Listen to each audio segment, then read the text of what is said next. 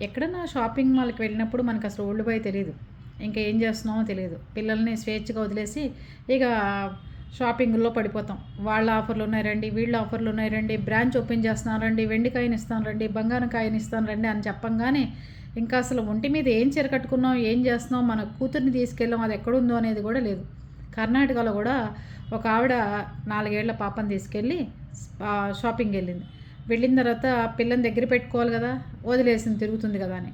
వదిలేస్తే ఆ అమ్మాయి గ్రిల్స్ పట్టుకొని ఎక్కి కింద పడిపోయి అది పరిస్థితి. కొంచెం ఆఫర్‌లు ఇస్తున్నారు కదా! లేతే ఆషాఢం ఆఫర్‌లు, శ్రావణం ఆఫర్‌లు, వెండి కాయిన్‌లు, గోల్డ్ కాయిన్‌లు, చీర కొంటే 200కి లేతే రూ. 20కని వెళ్ళిపోమాకండి. కాళ్ళు చేతులు ఇరుక్కొట్టుకోవడం, మీ పిల్లల చేత కింద పడేటట్టు చేసుకోమాకండి.